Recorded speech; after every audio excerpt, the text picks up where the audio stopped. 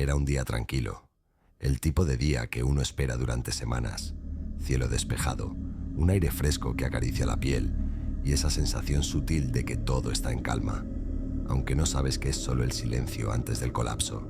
Decidimos ir al bosque. Mi esposo, el hombre que había criado a Tomás como si fuera suyo, sugirió que sería una buena forma de desconectarnos del estrés. Él no era el padre biológico de mi hijo, pero con el tiempo se había ganado su lugar. Lo amaba, o eso pensaba yo. Tomás tenía 4 años. Su mirada estaba llena de vida, su risa, de esas que hacen eco en el pecho. Apenas le conté que íbamos a caminar por el bosque, no cabía en sí de la emoción. Saltaba de un lado a otro, preguntando si veríamos ardillas o si podría tocar las hojas de los árboles grandes. Y así fuimos, los tres caminando entre árboles altos, entre ramas que se estiraban hacia el cielo como queriendo tocar algo más allá. El suelo crujía con cada paso, cubierto de hojas secas. El olor a pino llenaba el aire. Era embriagante.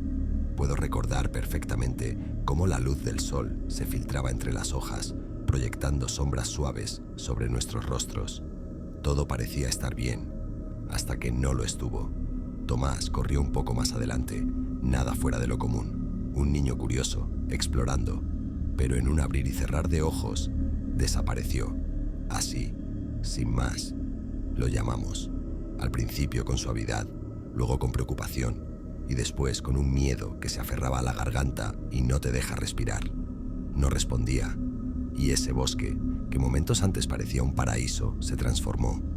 Ya no era acogedor, era inmenso, frío y cruel, como si hubiera cerrado las puertas detrás de nosotros.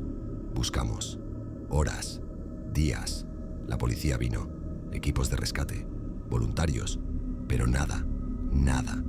Y cuando una madre dice nada, no se refiere solo a la ausencia de pistas. Se refiere a un vacío que le devora el alma. Se refiere a dormir con los zapatos puestos por si suena el teléfono en la madrugada. A soñar que su hijo regresa, solo para despertar llorando, empapada en sudor. Pasó el tiempo. Mi esposo decía que había que aceptar la realidad, que quizá era hora de dejarlo ir, pero yo no podía. Y en esos días oscuros conocí a una anciana que vivía cerca del bosque. Una mujer extraña, de mirada perdida, que me habló con una calma aterradora. Me dijo que no era la primera vez que un niño desaparecía ahí, que el bosque tenía memoria, que el bosque elegía. Le ofrecí dinero, cualquier cosa, solo por una pista. Ella negó con la cabeza, pero luego me susurró algo que aún hoy me persigue. Algunas madres encuentran a sus hijos. ¿Y otras?, pregunté. Otras descubren verdades que desearían nunca haber conocido. Me habló de un hombre, una figura que aparecía en los límites del bosque. Nadie sabía su nombre, su edad, ni su historia completa.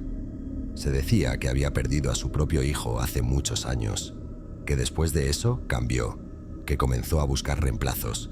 La policía tenía archivos. El sujeto había sido arrestado en varias ocasiones por delitos atroces, pero siempre lograba desaparecer. Adoptaba otras identidades. Se desvanecía como humo. La última vez que se le vio con vida fue justo en los alrededores del bosque, el mismo donde mi hijo desapareció. Y aún así, no había pruebas concretas. Todo eran fragmentos, rumores, silencios. Pero entonces, algo sucedió. Explorando una zona profunda del bosque, encontré una pequeña cueva, casi oculta por el musgo y las raíces. Entré, impulsada por algo que no sabría explicar, un presentimiento, un llamado. Dentro, el aire era denso, la oscuridad pesaba, pero allí, tirada en una esquina, encontré la camiseta azul que Tomás llevaba el día que desapareció. La tomé entre mis manos y caí de rodillas. Era real. Una parte de él estaba allí, pero no estaba sola. Había dibujos, muchos, feos, distorsionados. Eran hechos por un niño. Podía reconocer el trazo de mi hijo. Dibujos de un hombre, de una cabaña, de un rostro. Era él, mi esposo. Todo empezó a tener sentido. Su frialdad, su manera de empujarme a dejar el caso, su impaciencia, todo. No era el bosque, no era un extraño, era él. Corrí de regreso a casa. con las piernas temblando y el alma hecha pedazos. Lo enfrenté, grité, lloré, suplicaba por una explicación. Lo que recibí fue una bofetada invisible a mi cordura. Lo hice por amor, me dijo. ¿No entiendes? Él es mío, siempre lo fue. Intenté escapar, pero ya era tarde. Desperté atada a una silla, en la misma cueva donde mi hijo había estado. Él me hablaba como si nada, como si todo lo que había hecho tuviera lógica, como si robarle la vida a un niño fuera un acto de amor. No lo lastimé, decía. Solo necesitaba sentir que tenía un hijo, que no estaba solo. Intenté liberarme, una, otra y otra vez, hasta que lo logré. Corrí, como nunca antes en mi vida. No miré atrás, solo escuchaba mis propios latidos, mi respiración y su voz gritando mi nombre detrás de mí. Llegué hasta un camino, encontré ayuda y por fin él fue arrestado. Pero eso no es el final. Durante el juicio se negó a confesar. Inventó historias, lloró, se rió. Dijo que Tomás se había ido por voluntad propia, que vivía con él como si fueran padre e hijo. Las autoridades presionaron, lo interrogaron durante meses, hasta que un día, finalmente, confesó. Dijo que lo había matado, con sus propias manos, que había sentido un clic en la cabeza. Y después, silencio. Pero nunca encontraron el cuerpo. Y yo no podía creerlo. No quería. El dolor me arrastró. Perdí mi trabajo. Mis amigos se alejaron. Mis padres ya no sabían qué decirme. Hasta que un día recibí una llamada. Era la anciana. Lo vi, me dijo. Estaba jugando en el bosque. Tiene las mismas facciones, la misma risa. Fui, corrí como loca y lo vi. Entre los árboles, una figura pequeña. Su silueta, su movimiento, su mirada. Lo llamé. Tomás. No respondió, solo me miró y se desvaneció.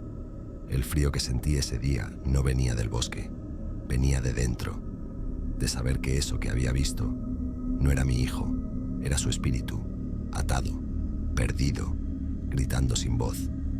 Volví cada año desde entonces, llevaba flores, encendía velas, le hablaba al viento y él aparecía a veces, mirándome, sin decir nada, pero una noche lo vi diferente. Su rostro estaba herido, lleno de sangre seca. Su mirada ya no era la misma, era cruel, era violenta. Y entonces lo entendí. Ya no era mi hijo, era algo más, algo que el bosque había transformado. Me fui y juré no volver jamás, pero cada día lo recuerdo. Y cada noche, antes de dormir, le hablo al viento. Hijo mío, te fallé, perdóname. Ojalá el bosque te abrace como yo no pude.